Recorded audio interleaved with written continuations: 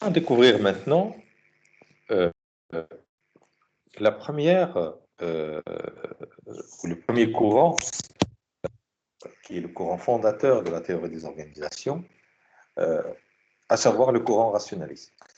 Ce courant, nous le devons d'une manière concomitante à deux auteurs très importants dans l'histoire de la pensée organisationnelle, à savoir Frédéric Taylor, a prêté son nom à ce qui est devenu, ce qui a été appelé par la suite le Taylorisme, et de l'autre côté, Max Weber, qui est le père de la bureaucratie.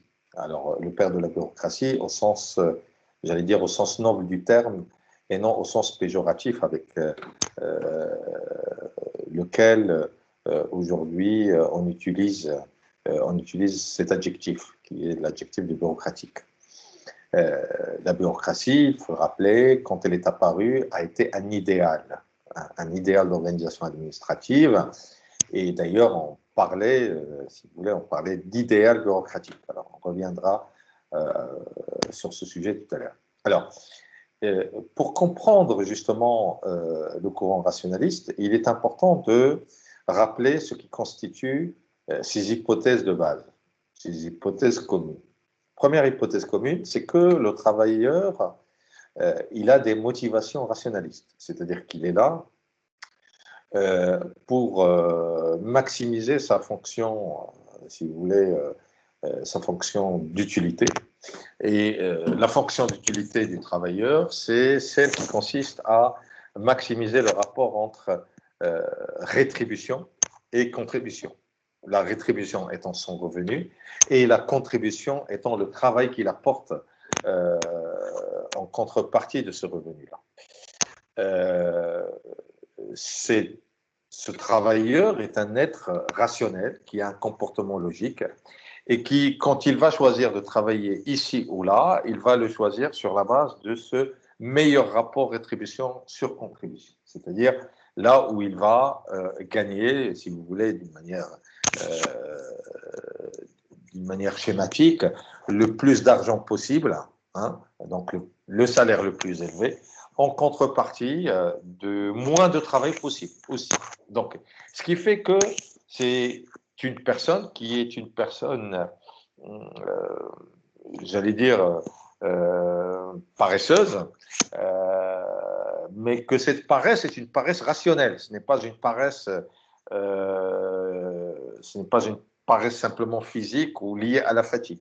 Non, c'est une paresse rationnelle parce qu'il y a deux moyens de maximiser ce rapport entre rétribution et contribution, soit augmenter la rétribution, mais cela ne dépend pas de lui, il dépend de l'employeur parce que c'est lui qui le paye et c'est lui qui décide du salaire compte tenu du rapport de force qui existe sur le marché du travail. Donc c'est lui qui décide du salaire. Ou l'autre moyen donc de maximiser justement cette fonction d'utilité, c'est de réduire la contribution, d'où la réduction de la cadence de travail. Donc du coup, la paresse est une paresse qui provient d'une certaine rationalité. Donc, pour justement augmenter ce rapport entre rétribution et contribution. Donc, à partir de là, pour que l'entreprise puisse éviter la réduction justement de la contribution, elle doit instaurer un système de contrôle. Donc, le contrôle est nécessaire pour pousser les gens à travailler. Et donc, ce contrôle, d'ailleurs, on va le voir, l'apparition d'une nouvelle fonction qui est celle du contremaître, qui est là pour justement contrôler le travail des autres. Et donc, à partir de là, il va falloir fixer un certain nombre de procédures qui définissent la manière de faire parce que justement le travailleur n'a pas les compétences nécessaires pour travailler librement. Hein. Alors le terme compétence est de moi, à l'époque le terme compétence n'existe pas, mais on va parler de capacité intellectuelle ou d'intelligence pour que le salarié puisse véritablement travailler librement et travailler de lui-même et choisir le meilleur moyen de travailler. Et donc, à partir de là, il faut un système de travail prescrit. Hein, travail prescrit, c'est-à-dire voilà comment on doit travailler. Donc, c'est le salarié qui définit, enfin, pardon, c'est l'entreprise qui définit ce système-là aux salariés. Et donc, elle va mettre en place les dispositifs de contrôle du comportement du salarié pour aller dans le sens de la productivité. Donc, la productivité est l'objectif ultime, donc, dans ce sens-là. Et donc, à partir de là, donc, on cherche à atteindre la meilleure efficacité possible sur cette base. Alors, du coup, on a donc ces principes-là sont les principes qui ont été définis par les deux auteurs d'ailleurs, pour justement organiser aussi bien l'atelier de production quand il s'agit de Taylor. Donc, pour Taylor, c'est essentiellement le domaine de l'industrie qui l'intéresse. Pour l'administration quand il s'agit de Max Weber. Donc, en ce qui concerne l'organisation scientifique de travail, donc, le taylorisme se base sur l'idée que la spécialisation est nécessaire, hein, et que c'est la spécialisation qui est la clé de l'organisation dans un atelier industriel. Donc, c'est une démarche de division du travail avec une structure hiérarchique pyramidale où chaque employé rend compte à un responsable hiérarchique et un seul responsable hiérarchique. C'est très important. Donc, et à partir de là, on a la possibilité de construire les conditions d'une rationalité du processus de décision. Vous avez les ingénieurs qui travaillent dans le bureau d'études, qui définissent les méthodes de travail. Et ces méthodes de travail sont formalisées dans des procédures et ces procédures vont être appliquées par les ouvriers sous le contrôle direct d'un contremaître. Donc, si vous voulez, l'organisation à partir de là se concevoir en trois composants.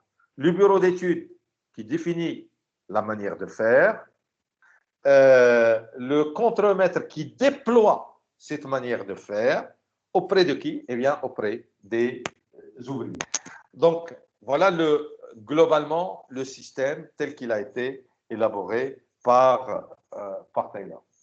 De l'autre côté, il y a bien entendu la bureaucratie. Alors, la bureaucratie a une histoire, bien entendu, elle est inspirée d'une expérience qui est l'expérience de la mise en place de l'organisation allemande unifiée suite à l'unification de l'Allemagne à la fin du 19e siècle. Max Weber a observé la manière avec laquelle, justement, cette unification de l'administration allemande a été faite par le chancelier allemand Bismarck, qui s'est inspiré des règles de fonctionnement de l'armée allemande, qui elle-même s'est inspirée des règles d'organisation de l'armée napoléonienne à la fin du XVIIIe et début du XIXe siècle, qui a été basée sur la logique du mérite ou de la méritocratie.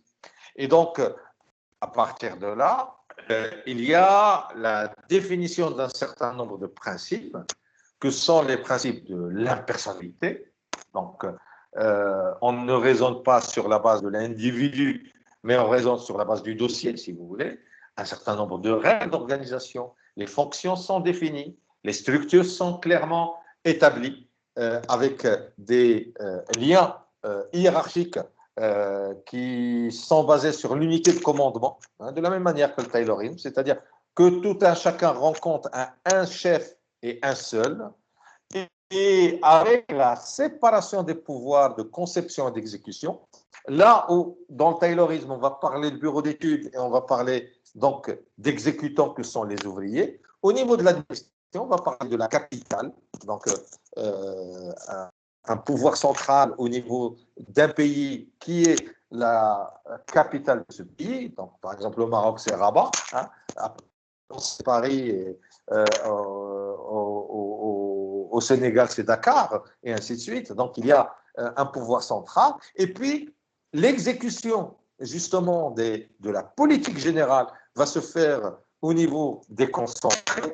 Hein, au niveau des concentrés, ben, il y a des délégations, des délégations ou des services déconcentrés au niveau des différentes villes du pays. Et donc, qui vont exécuter la politique centrale. Il y a une formalisation de l'organisation et une formalisation des modes de fonctionnement. Il faut toujours communiquer par note de service, par des écrits, il faut une trace à toute chose que l'on fait.